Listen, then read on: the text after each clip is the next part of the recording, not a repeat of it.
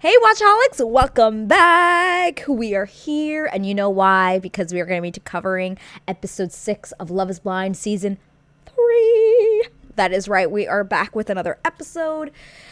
Oh my god, I don't know how you guys are feeling with Love is Blind this season, but I think this has been much better than season 2. Now, will our couples last? I do not know.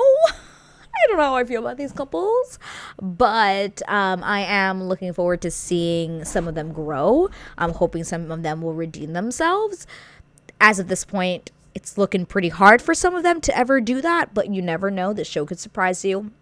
But let's get into episode 6. Before we do that, though, of course, if you're new here, please don't forget to subscribe. Click that like button. It really helps me out, and it helps out the channel, because it really helps me know if you are enjoying these videos. Of course, if you're listening on the podcast, please don't forget to rate and review.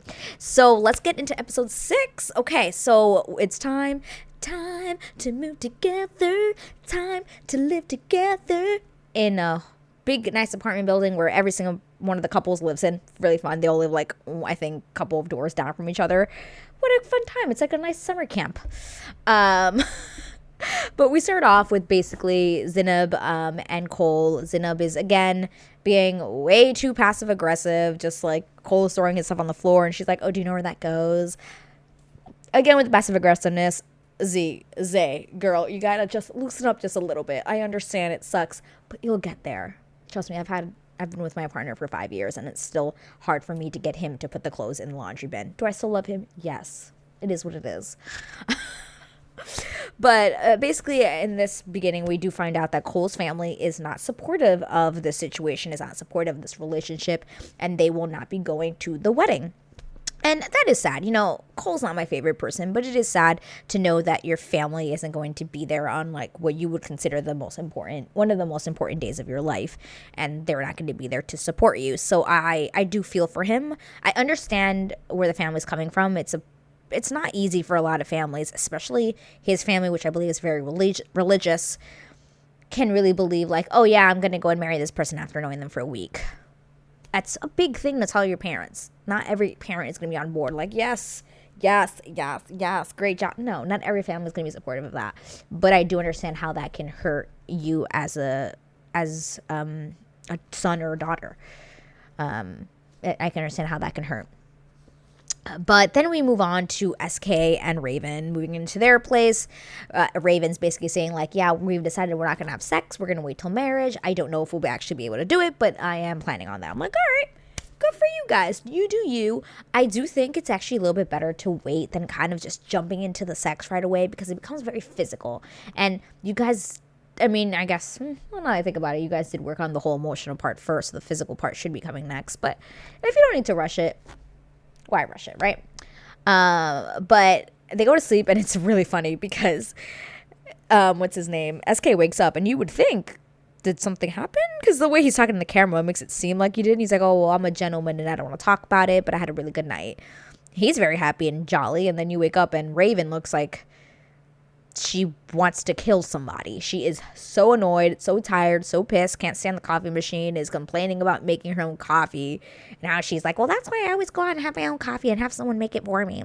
Just complaining about the coffee machine that doesn't work. And then you find out that SK was taking late-ass Nigeria calls because people kept calling him. And I'm like, dude, if you know people are going to be calling you, leave the freaking room. Like, I'm trying to sleep. People are trying to sleep. Like, go into another room if you're going to be talking to people. Or put your phone on silent. Or turn off your phone. And they will not call you. I don't know. I've never had family that far away. But you are in a committed relationship right now. And you got to think about your girlfriend who's sleeping next to you. So she's just, like, hating her life. But then we move on to Nancy, who is showing Bartise, like, her home that she bought this home and she renovated it so she can rent it and make money off of it. And she has this with her ex, which I'm like, did I miss something in the pods? I missed this. I guess I must have dozed off. Usually those first couple of episodes, like the first two, when you're really getting to know each other, you're kind of like, yeah, okay, let's get to the outside. Let's see each other's situation. That's usually how I feel about the show, at least. But Nancy's, like, showing off, like, her house, and, like, Nancy's well off. Like, not that she's like rich, but she's doing really well. Like, she's clearly a very strong, independent, smart woman who knows what she's doing, has financial goals for herself.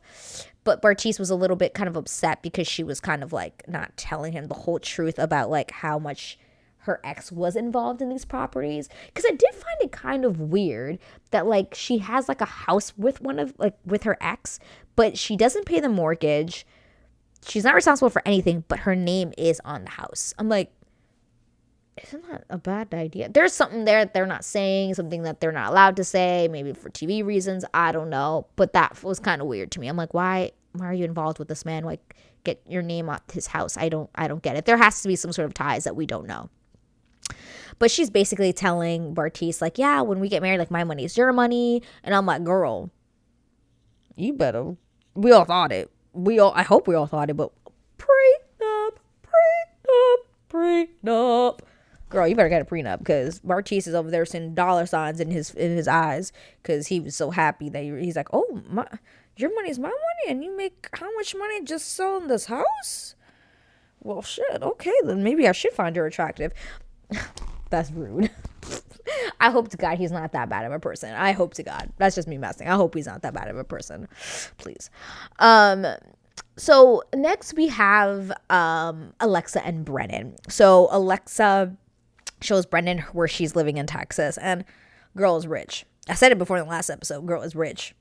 Like I said, only a girl who says I only wear an outfit once, you must be rich. And this is the point where you kind of see like how different they are. Alexa is like, I want to be a stay-at-home mom. Do you have any debt? And he's like, yeah, I have some debt from school, like maybe like $15,000-$20,000, but I'm working to pay it off. And I came from a home that didn't have heat or AC, and I'm like, you didn't have heat or AC, and then you have Alexa who's living in a freaking like living the glory life, traveling who knows what.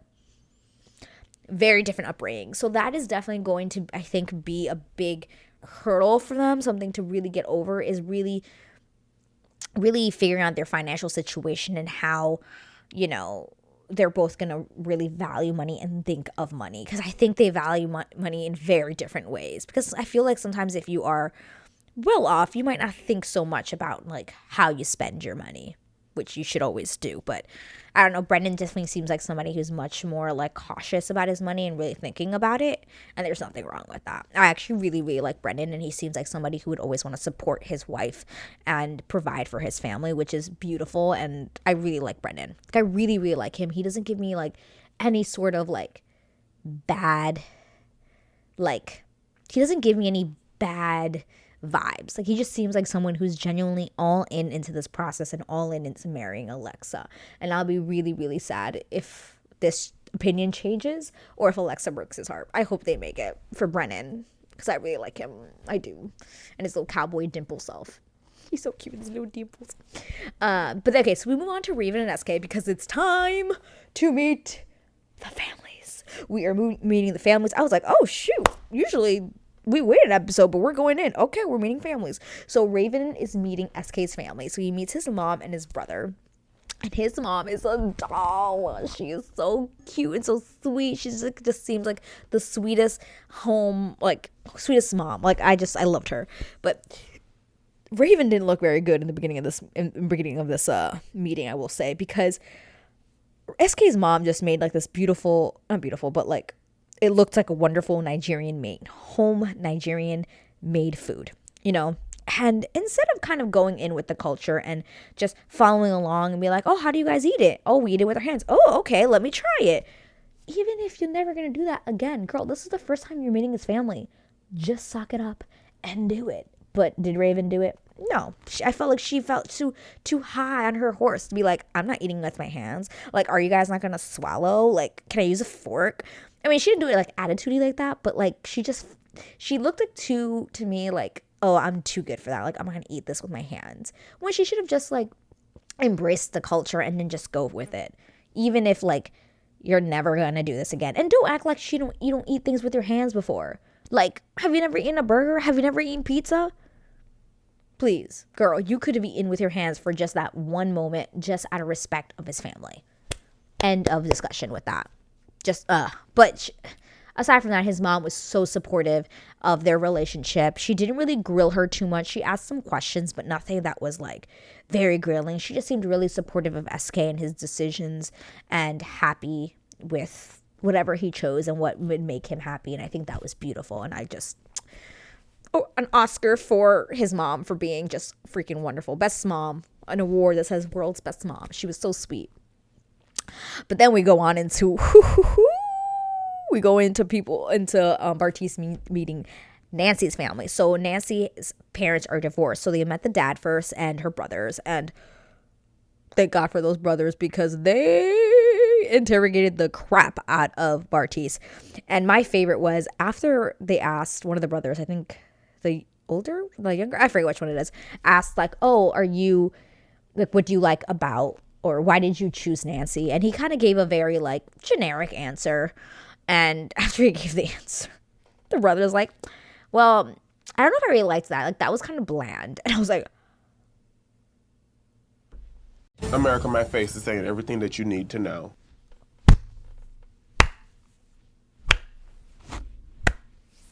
slow clap for the brother. Just nailed it. It was true. I think his answer was very generic and didn't really speak much to like the real reason what he really sees in Nancy, other than it just being like, she brings out the best of everyone. She's positive. I'm like, you gotta think a little bit more than that. So I was very happy that those brothers really nailed him. Freaking Bartise. I have so much things to say about Mr. Bartise. But anyway, so we move on. They go and meet the mom, and the mom also slow freaking clap. And you could see where Nancy gets her ambition, how driven she is, how strong she is, how she thinks about finances and her goal setting. Like, you could just see she gets it from her mom. Like, her mom was really sweet, but also do not mess with her mom. Oh, she gave vibes. And she was like tiny too, which I love because I'm tiny too. She is tiny but mighty. It's like, just because I'm small, do not think that you can mess with me. Do not think that I am a strong, independent freaking woman that will call you out on your BS. Oh my God, I loved her so much. She was freaking awesome. She literally tells me, she's like, oh, well, I have my own company and I am like a bail bond, something like that. I don't know, but I think she works with like prisoners. So she's really good at reading people. And she's just like, I'm really good at reading people and I'm reading you right now. And basically it's all like, don't you mess with my daughter because I will fuck you up, is basically what she was saying. And I loved it. She was like, can you provide for my daughter? Do you have debt? I was like, oh, she came in with the burning questions. Fudge. And I loved it. I loved every second of it. She's got a point. She's an icon. She's a legend. And she is the moment. Now, come on now. Because I'm pretty sure Nancy's mom watching this back is like, how dare this man talk about my freaking daughter this way? Talking to her like she's a fucking troll and Raven's a goddess, which is ridiculous because they're all beautiful women in their own right. Ridiculous. Ugh. Hate it. Okay, but then we're moving on to Cole and Zay. So Cole is meeting Zay's stepmom and stepbrother because her parents did pass away at a really when she was very young, which is devastating, really sad. And I know the whole time this episode, I kept thinking, my God, Cole and freaking Zinab cannot get like a happy moment. I have not seen them actually happy once. The only thing I've ever seen them do is bicker, argue, and not communicate correctly. I've probably seen them happy like for 5 seconds this whole time they've been on screen. And every single time they always have like a hurdle to overcome. They're just going through the ringer like every freaking episode, every time they're on screen. Cora again reiterates to her stepmom, like, my parents don't support me. And this is one thing that I thought was really interesting, which I didn't think. And I'm like, oh, that makes sense.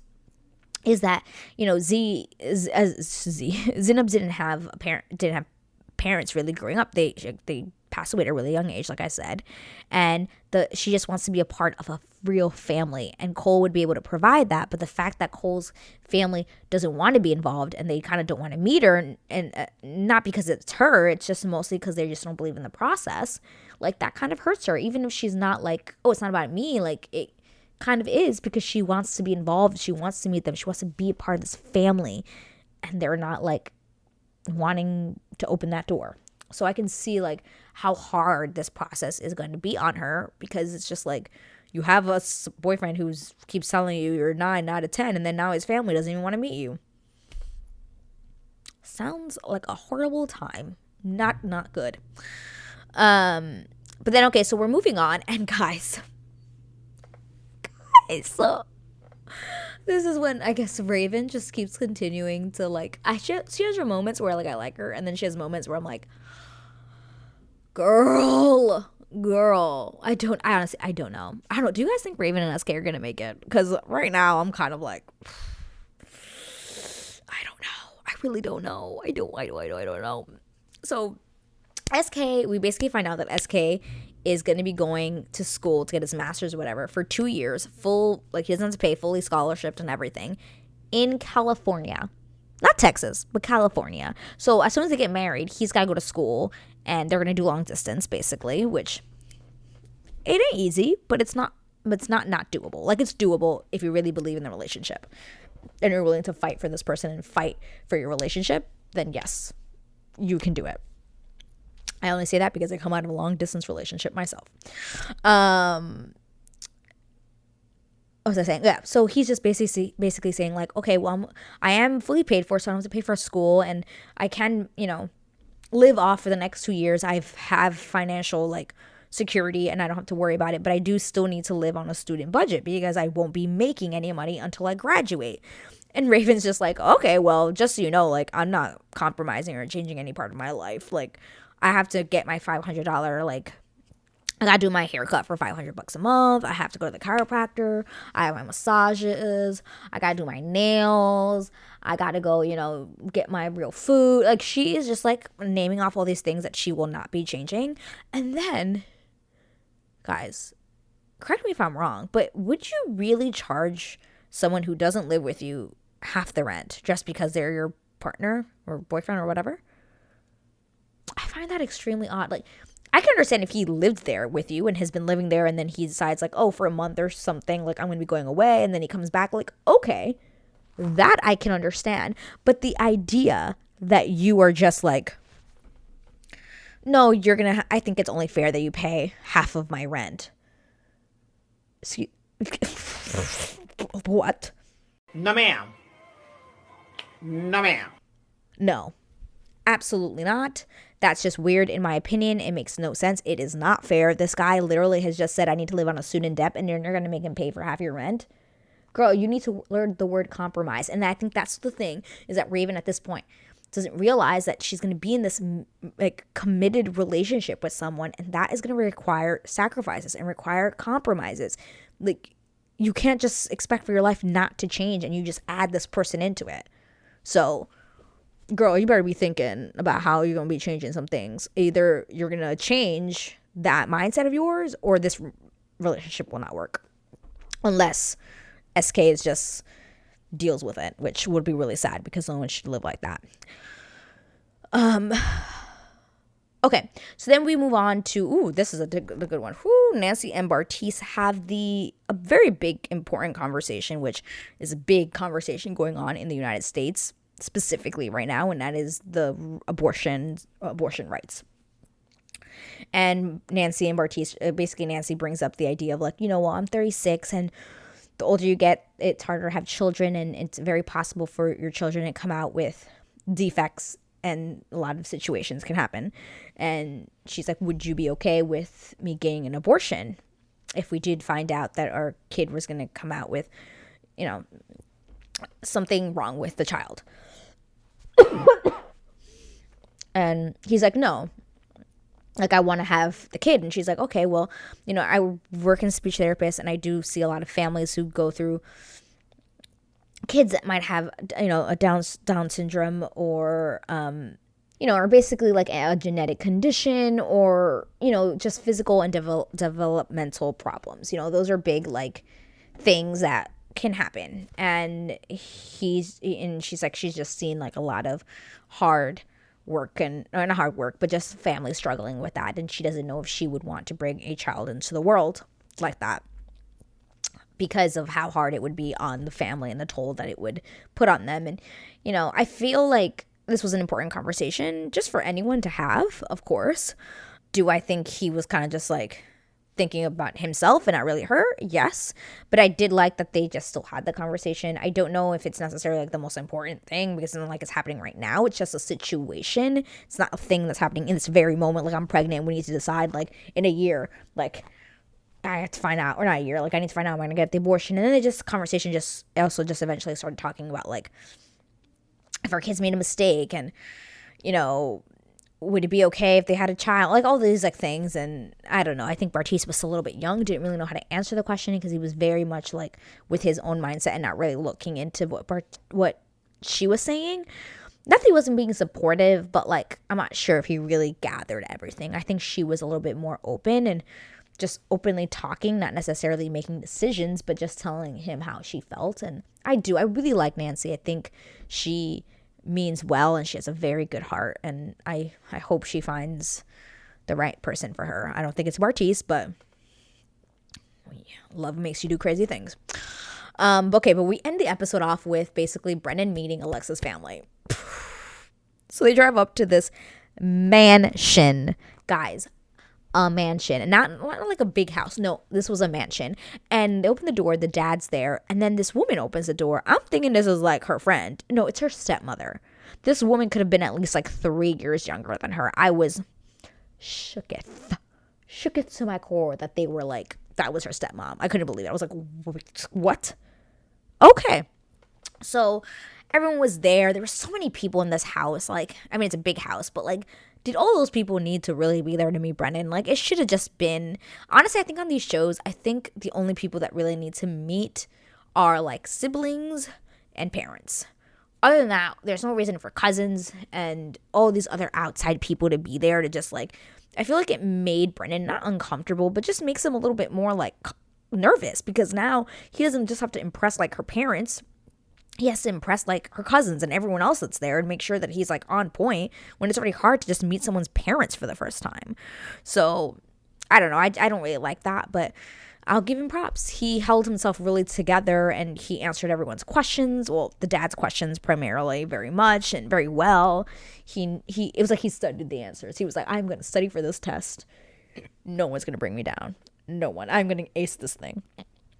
Now, where I think he probably, what I thought was funny, was the dad asked if he drove and had a car, and he's like, no.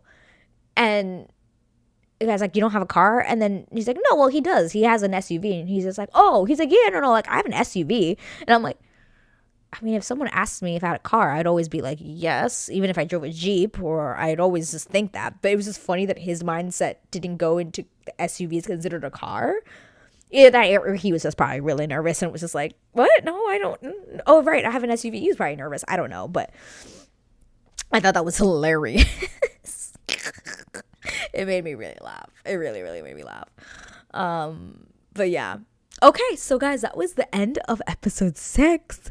Oh yeah, it ends really, really funny because it ends on this like cliffhanger where the dad's like, oh, Alexa's not going to marry some chump. I said, they just know how to just keep you going on a cliffhanger. They're like, oh, what's going to happen with Brennan? Like, oh, he's not going to look good in front of the dad. Like, when we all know it'll be fine, but they just like to leave you on a nice little cliffhanger. Freaking hilarious. I loved it. This was a great episode. Like I said at the beginning of this episode, I've been really enjoying this season so far. I do really believe that Alexa and Brennan right now have the best hope of really making it. Everyone else to me is still kind of like, I don't know. Like, are you really gonna like make it? I don't know. Oh yeah, that's what I was gonna say. Actually, I did miss something, guys. I did miss something at the beginning of this episode. Sorry, I did forget. What's their names? Matt and Colleen did make up at the beginning of this episode. They talked it out overnight. I was like, okay, you did? Good to know. Okay. I don't know what actually happened, but this all should have just not gone as crazy as it did, in my opinion. But anyway, guys, okay, that was the end of episode 6. Did you guys like this episode? Comment down below, like, who you think is going to make it at this point? Who are you rooting for? Who are you not rooting for? Just let me know in a comment below, because I love to chat about it with you guys. But of course, guys, like I said at the beginning of this video, please don't forget to subscribe, click that like button, comment down below, and of course, if you are listening on the podcast, please don't forget to rate and review, and I will see you guys in the next episode for episode 7. Let's get into it.